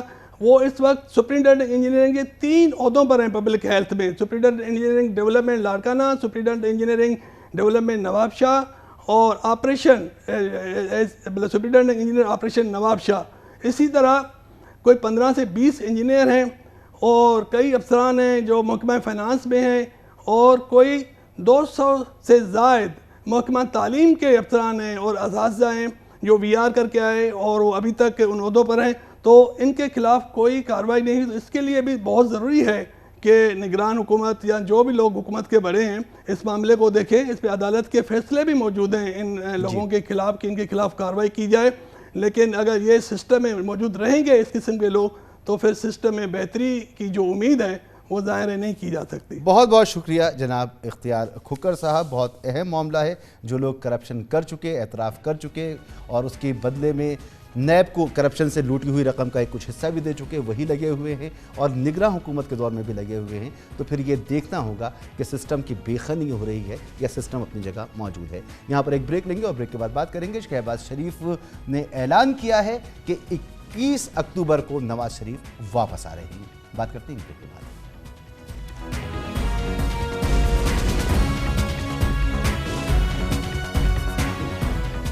آخرکار نون لیگ حامیوں کے لیے آج وہ خبر آ ہی گئی جس کی امید شاید وہ چھوڑ چکے تھے. آج مسلم لیگ نون کے صدر شہباز شریف نے اعلان کیا کہ پارٹی کے قائد میاں نواز شریف 21 اکتوبر کو پاکستان واپس آ رہے ہیں، جس کے بعد وہ انتخابی مہم کی قیادت کریں گے. چیف جسٹس پاکستان عمر عطا بندیال کی ریٹائرمنٹ کے 5ویں دن نواز شریف کی واپسی معنی خیز ہے. نواز شریف کی واپسی کے حوالے سے ماضی میں پارٹی رہنماؤں کے کئی بیانات سامنے آئے، مگر یہ پہلا موقع ہے کہ اس حوالے سے پارٹی صدر اور سابق وزیر اعظم شہباز شریف نے باقاعدہ تاریخ کا اعلان کیا. شہباز شریف نے لندن میں میڈیا سے بات کرتے ہوئے نواز شریف کی واپسی کا اعلان کیا اور کہا کہ ملک میں معیشت کی ترقی کا سفر وہیں سے شروع ہوگا جہاں نواز شریف نے 2017 میں چھوڑا تھا. انہوں نے کہا کہ نواز شریف کو ایک جھوٹے مقدمے کے ذریعے اقتدار سے محروم کیا گیا تھا. نواز شریف پاناما کیس میں سیاست سے تاحیات نااہل قرار دیے گئے تھے اور اسی نااہلی کی بنیاد پر نواز شریف کو پارٹی سربراہی سے بھی ہاتھ دھونا پڑا تھا. نواز شریف کو 2018 میں العزیزیہ اور ایون فیلڈ ریفرنس میں سزا سنائی گئی تھی. کچھ ہی عرصے بعد لاہور ہائی کورٹ کی جانب سے انہیں طبی بنیادوں پر لندن جانے کی اجازت دے دی گئی تھی، جس کے بعد نومبر 2019 میں علاج کی غرض سے نواز شریف لندن روانہ ہو گئے تھے. ان کی غیر موجودگی میں ان کے خلاف متعدد مقدمات زیر التوا ہیں. دوسری جانب سابق وزیر قانون اعظم نذیر تاڑوال کا کہنا ہے کہ الیکشن ایکٹ میں ترمیم کے بعد نواز شریف کی تاحیات نااہلی ختم ہو چکی ہے، تاہم نیب عدالتوں سے ریلیف کے لیے ان کو عدالت کے سامنے سرنڈر کرنا ہوگا. واپسی کے بعد نواز شریف کے لیے قانونی چیلنجز کے ساتھ پارٹی کی کھوئی ہوئی ساکھ کی بحالی بھی ایک بہت بڑا چیلنج ہوگا. شہباز شریف کی اتحادی حکومت نے 16 ماہ میں عوام پر مہنگائی کا جو پہاڑ گرایا، عوام اس کا ذمہ دار مسلم لیگ نون کو سمجھتے ہیں. ایسے میں عین ممکن ہے کہ نون لیگ کے خلاف عوام اپنا غصہ آنے والے انتخابات میں ووٹ نہ دے کر نکالیں. بہرحال اچھی خبر یہ ہے کہ نواز شریف صاحب کی واپسی کے لیے باقاعدہ پارٹی کے صدر نے، ان کے چھوٹے بھائی نے، شہباز شریف صاحب نے اعلان کیا ہے، تو اس کو تو شاید سنجیدگی سے ضرور لینا چاہیے. اور اس پر ہم بات کریں گے. سلمان غنی صاحب ہمارے ساتھ موجود ہیں، گروپ ایگزیکٹو ایڈیٹر دنیا نیوز. سر بہت شکریہ وقت دینے کے لیے. سر ماضی میں گزشتہ 3-4 سالوں میں कम से कम 2 सालों में तो मैं बड़े यकीन से कह सकता हूँ कि बार बार तारीखें दी गईं और उन तारीखों पर नवाज शरीफ साहब नहीं आए। लेकिन इस दफ़ा शहबाज शरीफ साहब ने बाकायदा तारीख दी है, पार्टी के सदर भी हैं, नवाज शरीफ साहब से राब्ते में हैं, वहाँ मौजूद हैं उनके साथ। तो कितना संजीदा लिया जाए इस तारीख को? देखें मसूद, ये बात दुरुस्त है कि माजी में तारीख़ें तो दी जाती रहीं, और फिर मैं आपको याद करवाता चलूँ कि साबिक़ वज़ीर दिफ़ा ख्वाजा आसिफ ने ऐलान किया था कि नो रिस्क, जब तक कोई रिस्क होगा तो नवाज शरीफ साहब की वापसी उस वक्त तक मुमकिन नहीं होगी। और अब जब पार्टी के सदर शहबाज शरीफ साहब ने ऐलान कर दिया है तो इसका मतलब ये है कि अब वो पहले वाली बात नहीं है और उनको कोई ऐसा पाकिस्तान के अंदर रिस्क दरपेश नहीं। ठीक है, तो शहबाज शरीफ साहब ऐसा लग रहा है कि इस मामले में फ्रंट सीट पर हैं और आपने ज़ीरो रिस्क की बात भी दोहराई। तो नवाज शरीफ साहब जब अब वापस आएंगे, एक बदला हुआ पाकिस्तान है, बहुत कुछ हो चुका है, तो जो डील का तासुर है ये क्या फिर उभरेगा और ये फ़ायदेमंद होगा, नुकसानदेह होगा? देखिए मसूद, जिस सूरत हाल के अंदर वो पाकिस्तान आ रहे हैं, एक मुश्किल सूरत हाल है, एक बड़ा चैलेंज है। आपने अपने इब्तदाइये में जो बात की थी कि जी खुद शहबाज शरीफ साहब और उनके इत्तेहादियों की हुकूमत ने पाकिस्तान के अंदर महंगाई, बेरोज़गारी की वजह से एक अबतर सूरत हाल तारी हुई थी। लेकिन जब आप नवाज शरीफ साहब की सियासत पर नज़र दौड़ाएँ तो 3 दफ़ा वो पाकिस्तान के प्राइम मिनिस्टर रहे हैं। और मसूद, अगर आप नवाज शरीफ की सियासत को देखें तो वो अपनी हुकूमत के दौरान हमेशा आवाम की रिलीफ की बात ही करते नजर नहीं आते थे, बल्कि वो उनके लिए इक़दामात भी करते थे। और मैं आपको यह भी याद करवाता चलूँ कि माजी के अंदर ऐसी सूरत हाल तारी हुई थी जिसमें बिजली की कीमतें बहुत ज़्यादा हुई थी, और ये एजाज़ फिर उस वक्त के प्राइम मिनिस्टर नवाज शरीफ के हिस्से में आया था कि उन्होंने बढ़ती हुई अवामी मुश्किलात की वजह से 30% तक की बिजली की कीमतें रिड्यूस की थी। आज की जिस कैफियत में वो पाकिस्तान आने का ऐलान कर रहे हैं, तो बड़ा चैलेंज जहाँ पर उनका एक अदालती महाज होगा, जहाँ आके उन्हें सरेंडर करना पड़ेगा। दूसरा बड़ा चैलेंज ये होगा कि पाकिस्तान मुस्लिम लीग नून के हवाले से जो मायूसी की कैफियत उनके कारकुनों में, उनके अहदेदारान में और उनके अरकान असम्बली में तारी थी, वो किसी हद तक ख़त्म हो पाएगी। लिहाजा उनके इस ऐलान को जो शहबाज शरीफ साहब ने किया है, इसे ताज़ा हवा का झोंका पाकिस्तान मुस्लिम लीग नून के लिए करार दिया जा सकता है। ठीक है, अच्छा, हमने देखा कि शहबाज शरीफ साहब ने दूसरी मरतबा तारीख़ का ऐलान किया, नवाज़ शरीफ साहब उनकी पुश्त पर मौजूद थे। नवाज़ शरीफ साहब ने ख़ुद कोई बात नहीं की। गुज़िश्ता दिनों शाहिद खाकान अब्बासी साहब ने भी एक इंटरव्यू में कहा कि कोई भी तारीखें देखता रहे, जब तक मैं नवाज शरीफ के मुंह से नहीं सुनूंगा मैं एतबार नहीं करूंगा कि वो आ रहे हैं। तो जितने भी मामलात हैं, हम देखें कि पार्टी सदर भी शहबाज शरीफ साहब हैं, फ़ैसले भी वो ले रहे हैं, ऐलानात भी वो कर रहे हैं, नवाज शरीफ के सामने अदालती चैलेंजेस भी हैं, सियासी चैलेंजेस भी हैं। तो असल में हमें ड्राइविंग सीट पर, सियासत पर शहबाज शरीफ साहब ही नज़र आएंगे, गो के कायद मियाँ नवाज शरीफ होंगे। देखिए मसूद, पाकिस्तान मुस्लिम लीग नून में जो नून है वो नवाज शरीफ हैं।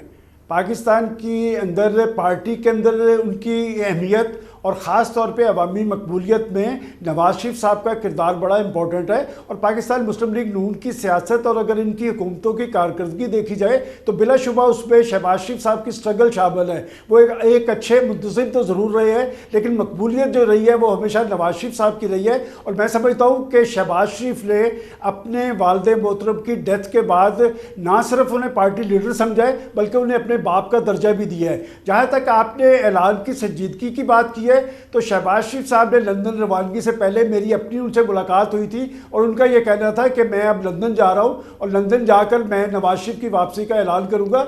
और एक चेंज आप देखें कि खुद शहबाज शरीफ साहब खुद नवाज शरीफ साहब की वजारत उज़्मा की बात करते नज़र आ रहे हैं।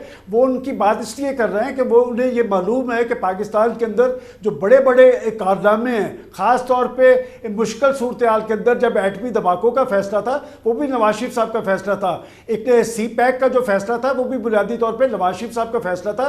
लिहाजा बड़े फैसले हमेशा नवाज शरीफ साहब करते रहे। और पंजाब के अंदर जब शहबाज शरीफ साहब डिलीवर करते नज़र आ रहे थे तो उसकी बड़ी वजह ये थी कि इस्लामाबाद के अंदर उनके बड़े भाई की हुकूमत थी और बड़े भाई की भरपूर तायीद और हमायत पंजाब के वज़ीर आला को हासिल रही थी। ठीक, आपने ये पूरा वो मौक़िफ़ जो नवाज शरीफ साहब ने आके देना है और जिसका वो ऐलान कर रहे हैं, और वो सब सारी चीज़ें अपनी जगह बिल्कुल आप ठीक फरमा रहे हैं। लेकिन ہم مسلسل بات کرتے آئے ہیں اور یہ مسلسل بات ہو رہی ہے مقبولیت اور قبولیت کی. نواز شریف صاحب کے ماضی میں جو تعلقات رہے، خاص طور پر اسٹیبلشمنٹ کے ساتھ تعلقات رہے، وہ جس انداز سے گئے، جانے سے پہلے انہوں نے داتا دربار پہ کھڑے ہو کر جو تقریر کی تو انہوں نے وہاں پر بھی ایک انقلاب کی بات کی تھی اور انہوں نے کہا تھا کہ میں قوم کو ایک کال دوں گا، اور پھر اس کے بعد وہ ملک سے باہر گئے. شہباز شریف صاحب نے 16 مہینے حکومت کی اور جب وہ جانے لگے تو انہوں نے کہا کہ وہ تو اب آنکھوں کے تارے ہیں. تو آنے والے وقت میں آپ زیادہ اسٹرانگ کینڈیڈیٹ وزیر اعظم شپ کا دونوں میں سے کس کو دیکھ رہے ہیں؟ دیکھیں مسعود، اگر آپ میرے سے پوچھیں کہ فیصلہ سازی میں بڑا کردار کس کا ہوگا تو وہ تو نواز شریف صاحب کا ہے کہ اگر شہباز شریف صاحب پاکستان کے اندر وزیر اعظم بنے ہیں تو یہ فیصلہ بھی نواز شریف صاحب کا تھا، اور آنے والے حالات کے اندر کیا نواز شریف صاحب وزارت عظمیٰ کے امیدوار ہوں گے یہ بات تو میں نہیں کہہ سکتا. البتہ میں یہ بات ضرور کہہ سکتا ہوں کہ نواز شریف صاحب کے آنے کے بعد ایک تو پاکستان کے اندر لیول پلینگ فیلڈ جس کی بات کی جا رہی ہے وہ لیول پلینگ فیلڈ کا وہ معاملہ جو ہے وہ آگے بڑھے گا کہ آج جو پولیٹیکل پارٹیز اور خاص طور پہ پی ٹی آئی کی لیڈرشپ بھی جو بات کرتی نظر آ رہی ہے، میرا خیال ان کے آنے کے بعد جو سیاسی آزادیوں کے راستے کھلیں گے. اور جہاں تک کہ وزارت عظمیٰ کی بات ہے، اس حوالے سے بنیادی اور بڑا فیصلہ خود نواز شریف صاحب کو کرنا ہوگا کہ کیا نواز شریف صاحب اسلام آباد اور پنڈی کے لیے قابل قبول ہوں گے. اس حوالے سے میں قبل از وقت کچھ نہیں کہہ سکتا، لیکن یہ بات میں ضرور کہہ سکتا ہوں کہ نواز شریف صاحب کے آنے کے بعد جو بڑے فیصلے ہوں گے ان میں نواز شریف صاحب کا کردار امپورٹنٹ ہوگا. سر ذرا مجھے سیاسی چیلنجز کے حوالے سے بھی بتائیں. 16 ماہ کی جو حکومت شہباز شریف صاحب کی ہے، مہنگائی کے، بری پرفارمنس کے اور اس تمام جو اس وقت قوم جس ہجان میں مبتلا ہے، تمام ریکارڈ توڑ دیے اس حکومت نے، اور ایسی حکومت ماضی میں نہیں دیکھی گئی جو پرفارمنس ان کی رہی. جو بیانیہ ہے وہ یہ کہ 2017 سے شروع کریں گے. 2017 میں جو پرفارمنس تھی اب اس کو اگر سامنے رکھیں تو سرکولر ڈیٹ جو ہمارا سب سے بڑا مسئلہ ہے، اکانومی کا بلیک ہول ہے، وہ آپ کی بجلی بنانے کی جو پالیسیز تھی اس کی وجہ سے موجود ہے.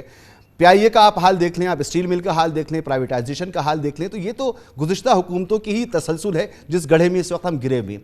تو دونوں فرنٹ پر کوئی اچھی سچویشن تو موجود نہیں ہے. تو سیاسی طور پر قوم کو کنونس کرنا، آگے لے کے چلنا یہ آسان ہوگا نواز شریف صاحب کے لیے؟ دیکھیں مسعود، اگر آپ گزشتہ 5 سال کو دیکھیں تو 2018 کے بعد پاکستان کی تمام پولیٹیکل فورسز اقتدار میں رہی ہیں. پاکستان کے اندر جمہوری حکومت تو قائم تھی لیکن پاکستان کے اندر جمہوریت ڈیلیور کرتی نظر نہیں آ رہی تھی. پاکستان کے 24 کروڑ عوام مسائل زدہ تھے، مہنگائی زدہ تھے، اور حکومتیں جو ہوتی ہیں وہ عوام کے لیے تکلیف کا باعث نہیں ہوتی، عوام کے لیے ریلیف ممکن بناتی ہے.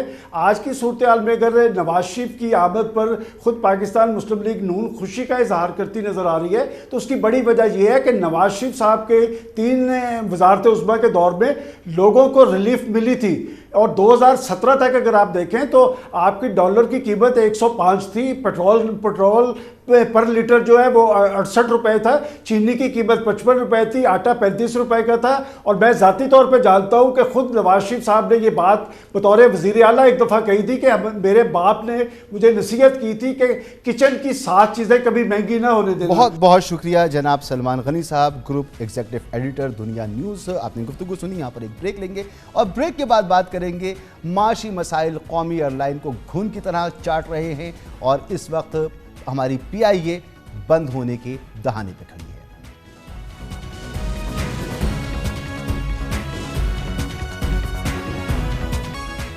پاکستان انٹرنیشنل ایئر لائن جو ہم پاکستانیوں کے لیے کبھی باعث فخر ہوا کرتی تھی، اب ہر لحاظ سے شرمندگی کا ذریعہ بن کر رہ گئی ہے. بلکہ لگتا ہے کہ قوم فاتحہ پڑھ لے، کیونکہ بظاہر سسکتی، سکڑتی اور بیمار قومی فضائی کمپنی کا اب دم نکلنے کو ہے. 743 ارب روپے کے خسارے اور واجبات کی وجہ سے پی آئی اے کی مالی حالت ایسی ہے کہ نہ ملازمین کو تنخواہ دینے کے لیے فنڈز ہیں، نہ طیارے اڑانے کے لیے تیل خریدنے کی رقم ہے. ایف بی آر نے فیڈرل ایکسائز ڈیوٹی نہ ملنے پر پی آئی اے کے اکاؤنٹس منجمد کر دیے ہیں. جی ہاں، قومی ایئر لائن کے ستارے مکمل مالی گردش میں ہیں. پی آئی اے پر قرض دہندگان، طیارے لیز پر دینے والوں، ایندھن فراہم کرنے والوں، انشورنس کمپنیوں، ڈومیسٹک اور international airports operators, international air transport associations, حتیٰ کہ پائلٹس اور کیبن کرو کے بقایا جات اور واجبات واجب الادا ہیں، اور نتیجہ یہ نکلا ہے کہ آج پی آئی اے کی 30 پروازیں معطل کر دی گئی ہیں۔ تشویشناک بات یہ ہے کہ 31 دسمبر 2022 تک پی آئی اے کا قرضہ اور واجبات 742 ارب روپے تھے، جو کہ اس کے اثاثوں کی کل مالیت کے 5 گنا زیادہ ہیں۔ سابق وفاقی وزیر ہوابازی خواجہ سعد رفیق کا 2 ماہ پہلے کہنا تھا کہ ریاست پی آئی اے کو نہیں چلا سکتی، اور ان کا کہنا تھا کہ پی آئی اے کی ری اسٹرکچرنگ نہ کی گئی تو 1-1.5 سال میں ایئر لائن بند ہو جائے گی۔ اطلاعات کے مطابق پی آئی اے لیز پر لیے گئے 13 طیاروں میں سے 5 کو گراؤنڈ کر چکی ہے، اور خدشہ ہے کہ پی آئی اے انتظامیہ مزید 4 طیاروں کو گراؤنڈ کرنے پر مجبور ہو سکتی ہے۔ وزارت ہوابازی کے حوالے سے خبریں ہیں کہ عالمی فضائی کمپنیاں بوئنگ اور ایئر بس اس مہینے کے وسط تک پی آئی اے کو اسپیئر پارٹس کی سپلائی بند کرنے والی ہیں۔ سابق وزیر خزانہ مفتاح اسماعیل نے ہمارے پروگرام میں شہباز حکومت کو تجویز دی تھی کہ اگر پی آئی اے کی نجکاری کر دی جائے تو سالانہ 100 ارب روپے کے نقصان کے بجائے پی آئی اے 40 ارب روپے تک ٹیکس کما کر دے سکتی ہے۔ 5 روز قبل نگراں وزیر خزانہ ڈاکٹر شمشاد اختر کی زیر صدارت اقتصادی رابطہ کمیٹی کا اجلاس ہوا تھا، جس میں پی آئی اے کی تنظیم نو پر کوئی فیصلہ نہیں ہو سکا تھا، بلکہ صرف ری اسٹرکچرنگ کے لیے پلان بنانے کی منظوری دی گئی تھی۔ اجلاس کے بعد یہ اعلامیہ سامنے آیا کہ وزارت خزانہ کی پی آئی اے کی جانب سے 1 ارب 30 کروڑ روپے کی گرانٹس کی درخواست مسترد کر دی گئی ہے۔ پی آئی اے کی بدقسمتی ہے کہ اس میں نہ پالیسیوں کا تسلسل رہا، نہ ہی پی آئی اے کا کوئی سربراہ ٹکنے پایا۔ پالپا، ایئر لیگ، پیپلز لیگ سمیت تمام یونینز پچھلے 15 سالوں میں پی آئی اے کے 12 سربراہان کھا گئیں۔ جو یونین سے بچے وہ عدالتی فیصلوں کی نظر ہو گئے، جبکہ سابق وزیر ہوابازی غلام سرور کی جانب سے جعلی فلائنگ لائسنس کے الزامات نے پی آئی اے کی رہی صحیح ساکھ کا بھی بھرکس نکال دیا تھا۔ اس تمام صورتحال پر ہم بات کریں گے۔ ہمارے ساتھ موجود ہیں ارشاد غنی صاحب، سی ای او ہیں ایسوسیشن کنسلٹنٹ، سابق ڈائریکٹر مارکیٹنگ پی آئی اے بھی ہیں۔ سر بہت بہت شکریہ آپ کا وقت دینے کے لیے۔ ارشاد صاحب، سب سے پہلے تو یہ فرمائیں کہ جو مالی بحران ہے یہ تو اتنا شدید ہو چکا ہے اور اتنا گھمبیر ہو چکا ہے کہ نہ تنخواہیں دینے کے پیسے ہیں، اسپیئر پارٹس کا مسئلہ پڑا ہوا ہے، طیارے گراؤنڈز ہو رہے ہیں، فلائٹس اڑ نہیں پا رہی، تو یہ تو بہت ہی سنگین صورتحال ہے پی آئی اے کے لیے۔ آپ نے بالکل صحیح کہا جی، سنگین صورتحال ہے، اور یہ ایک دن میں نہیں ہوئی، آہستہ آہستہ یہاں پہنچے ہیں۔ اتنا قرضہ ہے جو برداشت نہیں کیا جا سکتا، اور کوئی بھی ادارہ اس کو برداشت نہیں کر سکتا، نہ گورنمنٹ آف پاکستان کو ہمیشہ کے لیے یہ بوجھ اٹھانا چاہیے۔ ضرورت یہ ہے کہ ری اسٹرکچرنگ کی جو آپ نے بات کی یا پرائیویٹائزیشن کی بات کی، جو بھی کرنا ہے اس کا فیصلہ فوراً کیا جائے۔ باتیں بہت ہوتی ہیں، میٹنگز ہوتی ہیں، کانفرنسز ہوتی ہیں، کنسلٹنٹس ہائر کیے جاتے ہیں، اور پھر ہم وہیں چلے جاتے ہیں جہاں آج سے 5 سال پہلے تھے یا 10 سال پہلے تھے۔ فیصلہ ہونا ضروری ہے، اور فیصلہ جلدی ہونا چاہیے۔ مگر پرائیویٹائز اگر کیا جائے تو ایک ایسا ادارہ جس کے اوپر 750 ارب روپے واجب الادا ہوں، تو ایسے ادارے کو کون خریدے، کیسے خریدے؟ تو پہلے تو ری اسٹرکچرنگ پہ جانا پڑے گا، اور ری اسٹرکچرنگ کرنے کے لیے جب بھی ہوتی ہے کبھی سیاسی معاملہ بن جاتا ہے، عدالتوں میں معاملات چلے آتے ہیں، تو ان تمام معاملات سے بچتے ہوئے فوری طور پر ضروری نہیں ہے کہ ری اسٹرکچرنگ پہلے ہو اور پھر فوراً پرائیویٹائزیشن کی طرف جایا جائے۔ دیکھیں جی، میں یہ سمجھتا ہوں کہ گورنمنٹ کو چاہیے، جیسے پہلے بات کی کہ جو وہ ساری لائبلٹیز لینے کو تیار ہے، جب وہ ساری لائبلٹیز لے لیں تو ایئر لائن کو 1 سال کے لیے موقع دیں، امپلائیز کو کہیں جی کہ یہ آپ کو 1 سال کے لیے ہم خرچ دے رہے ہیں، جو بھی 20 بلین 25 بلین بنتا ہے، 1 سال تک آپ چلائیں مینجمنٹ کے ساتھ کنسلٹ کر کے، اور 1 سال کے بعد آپ اسی سے کمائیں اور اسی سے کھائیں۔ اگر نہیں کما سکتے تو گھر جائیں۔ اس وقت ان کے لیے ممکن نہیں ہوگا یونین یا ایسوسیشن کے لیے کہنا کہ جی ہمارے ساتھ زیادتی ہو رہی ہے۔ ان کو ایک چانس دے دیں، اور اس کے بعد آپ اس کو پرائیویٹائز کر دیں، ری آرگنائز کر دیں، ری اسٹرکچر کر دیں۔ یہ ساری ایک موڈز آف آپریشن ہے، ہمیں کرنا پڑے گا۔ مگر ارشاد صاحب، یہ اس طرح کی تجاویز بھی آتی رہی ہیں، اس طرح کے اقدامات لینے کی باتیں اور کوششیں بھی کی گئی ہیں، لیکن یہ ایک حقیقت ہے نا کہ پی آئی اے میں جس طرح سے سیاسی بھرتیاں ہوئی ہیں، جس طرح میرٹ کا قتل عام ہوا ہے، جس طرح سے اس بری انداز سے اس ایئر لائن کو چلایا گیا ہے، تو سالہ سال کا یہ نتیجہ ہے جو ہمارے سامنے آ رہا ہے۔ وہی لوگ جن کو میرٹ پر نہیں لگایا گیا, جن کو سیاسی بنیادوں پہ لگایا گیا, وہ کیسے اس سارے معاملے کو ٹھیک کر سکتے ہیں؟ تو اس مسئلے کا بھی تو حل نکالنا ہوگا نا. آپ کی بات صحیح ہے, اسی لیے میں نے کہا کہ 1 سال کا موقع دیں. اگر اس کے بعد بھی نہیں سدھار سکتے, ان حالات سے نہیں نکال سکتے, تو کوئی یونین, کوئی ایسوسیشن, کوئی لیڈر اس قابل نہیں ہوگا کہ وہ کہے کہ اس کو پرائیویٹائز نہ کیا جائے. مگر اس وقت جو صورتحال ہے اس میں تو ہمیں یہ نظر آ رہا ہے کہ تیارے گراؤنڈ کرنے پڑ رہے ہیں. ہمیں یہ نظر آ رہا ہے کہ جو اسپیئر پارٹس ہیں وہ رکنے والے ہیں. پی آئی اے کے اکاؤنٹس منجمد ہو گئے, یعنی بچا کیا پی آئی اے کس طرح اپنے کیبن کرو کی جو واجبات ہیں وہ ادا نہیں کر پا رہی. تو 1 سال مزید حکومت دے کہ جی آپ نقصان کرتے ہیں تو وہ نقصان بھی ہم برداشت کر لیں گے, یہ کیسے ممکن ہوگا سر؟ دیکھیں مشکل ہے, میں آپ سے ایگری کر رہا ہوں, لیکن اگر آج آپ جاتے ہیں اس کو پرائیویٹائز کرنے کی طرف تو وہی ہوگا جو اسلام آباد ایئرپورٹ پہ CAA نے کیا, یا کراچی, لاہور, اسلام آباد میں PIA نے کیا. ایک ہنگامہ ہوگا, الیکشنز آ رہے ہیں, بہت ساری سیاسی پارٹیاں جو ہیں وہ ان کو سپورٹ کریں گی کہ یہ نہیں ہونا چاہیے پرائیویٹائز, کیونکہ انہوں نے ووٹ لینے ہیں. اس لیے میں کہہ رہا ہوں کہ ایک موقع دیا جائے اور اس کے بعد وہ لاجواب ہو جائیں گے. اگر ان سے نہیں مینج ہوتا تو وہ لاجواب ہو جائیں گے, اور آپ کے پاس یا گورنمنٹ کے پاس ایک ریزن ہوگا کہنے کے لیے کہ جی ہم نے موقع دے دیا, آپ نہیں کر سکے, now we have to privatise. ٹھیک ہے. اچھا اب یہ فرمائیں کہ یہ تو ہو گیا, آپ نے 1 سال کی بات کر دی. فوری طور پر کیسے تنخواہیں ادا ہوں, کیسے اسپیئر پارٹس ہوں, کیسے تیل خریدا جائے, کیسے انٹرنیشنل جو ایئرپورٹس ہیں ان کی فیسیں ادا کی جائیں, ہمارے اپنے جو ایئرپورٹس ہیں ان پہ جو سروسز ہم لیتے ہیں وہ ادا کیا جائے, تو یہ سب کچھ کیسے ہو؟ اور کیوں آپ کو ملک کے خزانے کی حالت بھی پتہ ہے, ملک کے معاشی حالات بھی پتہ ہیں, تو یہ سب اس کی تجاویز دیجیے, یہ کیسے ہو سکتا ہے؟ دیکھیں جی, سب سے پہلے تو عیاشیاں بند ہونی چاہیے اور فضول خرچیاں بند ہونی چاہیے. آج بھی PIA فیشن شوز کروا رہی ہے. اپنی حالت دیکھیں, کیا ہم افورڈ کر سکتے ہیں؟ چلیں اس میں 10 لاکھ 30 لاکھ لگا ہوگا, لیکن پیسہ تو خرچ ہوتا ہے. اس کے بعد ہم نے سارے انٹرنیشنل اسٹیشنز پہ فل سٹاف رکھا ہوا ہے. آج کے دور میں ہم کراچی میں بیٹھ کے پوری دنیا کو مینیج کر سکتے ہیں. یہ پروپوزل آج سے 10-12 سال پہلے بھی دی گئی تھی کہ کراچی میں آفیسز بنائیں, اور یہاں سے اب ٹیلی فون لائن یا واٹس ایپ یا جو بھی آپ کے مینز آف کمیونیکیشن ہے, آپ سارا دن ان کانٹیکٹ رہیں. لنڈن بیٹھ کے کون سے یہ ایجنٹس کے پاس روز جاتے ہیں, یا نیو یارک بیٹھ کے یہ کب گئے ہیں ایجنٹس کے پاس؟ کبھی 2 مہینے میں, کبھی 3 مہینے میں 1 دفعہ جاتے ہوں گے ہمارے مینیجر. کراچی میں کیوں نہیں کر سکتے؟ اکاؤنٹس کراچی میں کیوں مینٹین نہیں ہو سکتے؟ HR کراچی میں کیوں نہیں ہو سکتا؟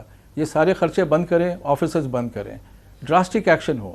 سارے ٹریول ختم کر دیں کہ جی آپ اپنے اپنے آفس میں بیٹھ کے اسکائپ پہ بات کریں, آپ لوگوں سے دوسرے طریقوں سے کمیونیکیٹ کریں, آپ کو پرسنلی ٹریول کرنے کی ضرورت نہیں ہے. یہ ٹریول الاؤنس, ڈیلی الاؤنس ختم کیا جائے.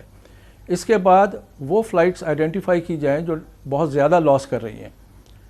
آپ پک کریں باٹم سے, یہ ورسٹ فلائٹ ہے, اس کو آپ ناک آف کر دیں. فی الحال پرائیویٹ ایئر لائنس 3 جہازوں سے شروع ہوتی ہیں, یا 4 جہاز 2 سال بعد کر لیتے ہیں.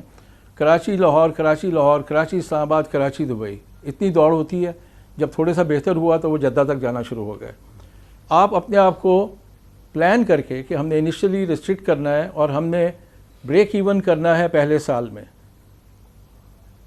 سیلریز کا بوجھ جو ہے وہ ڈیفینیٹلی ہے. آپ نے کہا سیاسی بھرتیاں ہیں, PIA کا سیلری بجٹ جو ہے, جو مجھے یاد پڑتا ہے, وہ ریونیو کا کوئی 16% ہے. لوگ بہت ہیں اور اس کی وجہ سے ان ایفیشنسی ہے کہ وہ بیٹھے باتیں کرتے رہتے ہیں. کام کے لوگ جو ہیں وہ بھی کام نہیں کر سکتے, لیکن وہ فائنینشلی برڈن نہیں ہے. اگر آپ سمجھتے ہیں کہ فائنینشلی برڈن ہے تو اس کا حساب کر لیں, ورنہ جو لوگ فالتو ہیں ان کو کہیں جی آپ گھر چلے جائیں, آدھی تنخواہ لیتے رہیں یا پوری تنخواہ لیتے رہیں, کم از کم دفتر نہ آئیں, بجلی بچائیں, بہت سارے خرچے بچائیں, اور جو کام کے لوگ ہیں ان کو رکھیں. پرائیویٹ ایئر لائنس کا کتنا سٹاف ہے, اتنا سٹاف رکھیں. آپ جو آؤٹ سورس کرنا چاہتے ہیں, اسپیشل بزنس یونٹس بنا دیں, ایئرپورٹ سروسز کو بنا دیں, فلائٹ کچن کو بنا دیں, اس طرح بہت سے حصے ہیں, IT کو بنا دیں. ان سے کہیں جی کہ آپ نے ارن کرنا ہے اور آپ نے سروائیو کرنا ہے. آپ PIA کو بھی بلنگ کریں گے اس ریٹ پہ فار فرسٹ ایئر, اور اس کے بعد جو ہے جو مارکیٹ ریٹ ہوگا وہ اسٹیبلش کرے گا کہ آپ کیا چارج کریں گے. کوئی سٹیپ تو لینا ہے, کوئی انیشیٹو نہیں ہے. ہم نے آج سے 12 سال پہلے, کیپٹن اعجاز ہارون اس وقت MD ہوتے تھے, پلان کیا تھا کہ GSAs جو ہمارے سعودی عرب میں ہیں, دبئی میں ہیں, یا اسپانسرز جو ہیں وہاں پہ, ان سے جان چھڑائی جائے. سعودی عربیہ نے الاؤ کر دیا کہ آپ یہاں اپنا دفتر بنا سکتے ہیں. ٹھیک، اپنا بزنس رجسٹر کر سکتے ہیں اور خود کاروبار کر سکتے ہیں. مڈل ایسٹ میں باقی جگہوں پہ بھی، دبئی میں بھی ایسا ہی ہے. ایک کمیٹی بھی بنی تھی. ٹھیک. مگر ارشاد صاحب یہ بڑے اوور پہ دیتے ہیں، بڑے بہترین قسم کی آپ باتیں کر رہے ہیں، اور یہ تو کسی بھی بزنس کے لیے، کسی بھی کام کے لیے ناگزیر چیزیں ہیں جو آپ بتا رہے ہیں، اور یہ کوئی راکٹ سائنس بھی نہیں ہے. لیکن معاملہ تو یہی ہے کہ فیصلہ کرے کون، یہ استطاعت کار ہے کس کے پاس کہ یہ سوچے. یعنی ہونا تو یہی چاہیے جیسا آپ فرما رہے ہیں کہ چیزیں ٹھیک ہونی چاہیے. اب مسئلہ یہ ہے کہ پی آئی اے کے پاس پیسے نہیں ہیں، حکومت نے پیسے دینے سے منع کر دیا ہے، پی آئی اے کے اکاؤنٹس منجمد ہو چکی ہیں. تو پی آئی اے کو اپنا خرچہ چلانے کے لیے، فلائٹ آپریشن جاری رکھنے کے لیے کیا پرائیویٹ بینکس کے پاس جانا ہوگا، کیا کرنا ہوگا؟ دیکھیے جی، جب گھر میں کھانے کو نہ ہو تو گھر کی سلور بکتی ہے. لوگ کرتے ہیں، اپنا لوڈ شیڈ کرتے ہیں، جہاں سے پیسہ نکال سکتے ہیں نکالا جاتا ہے. پراپرٹیز کو پلیج کریں اگر فوراً نہیں بکتی. روزویلٹ آپ کے پاس بہت بڑا ایک ایسیٹ ہے جس میں 3 یا 4 آدمیوں کا فائدہ ہے اس کو چلانے میں یا اس کو رکھنے میں. اس سے پی آئی اے امپلائیز کو کوئی فائدہ نہیں ہو رہا. لیکن وہی سیاسی مسئلہ بن جاتا ہے کہ جب اس کی بیچنے کی بات آتی ہے، کوئی کہتا ہے جی کہ یہ پولیٹیکل لیڈر انٹرسٹڈ ہے، کوئی کہتا ہے وہ انٹرسٹڈ ہے، ہم نہیں بیچنے دیں گے. بھائی نہیں بیچنے دیں گے تو آپ گھر سے بھی جائیں گے، تو اپنا گھر تو چلا لیں پہلے. باقی اور بھی بہت پراپرٹیز ہیں مختلف شہروں میں. آپ ان کو 10 سال 20 سال کے لیے پلیج کریں، پیسہ اکٹھا کریں، ایک پلان کر کے کہ ہم نے 3 مہینے میں کرنا ہے، اس کے بعد کریں. تو یہ انشاءاللہ ایئر لائن چل سکتی ہے. ابھی آپ نے بات کی کہ جی 5 جہاز لیزڈ گراؤنڈ ہو رہے ہیں. جی، جب جہاز لیز پہ ہوتا ہے تو ایک منتھلی رینٹل دینا ہوتا ہے.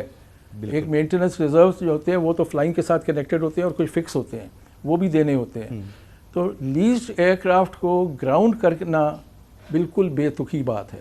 جی، اپنا جہاز ہو تو چلے آپ گراؤنڈ کر لیں، اس سے کوئی سیونگ شاید ہو جائے. لیکن لیزڈ ایئر کرافٹ پہ تو آپ کرایہ دے رہے ہیں، اس کو نہیں اڑائیں گے تو کرایہ آپ کا دے رہے ہیں، اس نقصان کی ہے. مینٹیننس دے رہے ہیں، تمام واجبات اس کے آپ کو ادا کرنے، کمانا ہے، پروفٹ میں لے کے جانا ہے، ادروائز اس کا کوئی مقصد نہیں ہے. بہت بہت شکریہ سر آپ کا، بہت آپ نے قیمتی وقت دیا، قیمتی مشورے دیے. ارشاد غنی صاحب ہمارے ساتھ موجود تھے، سی ای او ایویشن کنسلٹنٹ، سابق ڈائریکٹر مارکیٹنگ پی آئی اے. گفتگو آپ نے سنی. پروگرام کا وقت یہاں ختم ہوتا ہے. اجازت دیجیے، اللہ حافظ.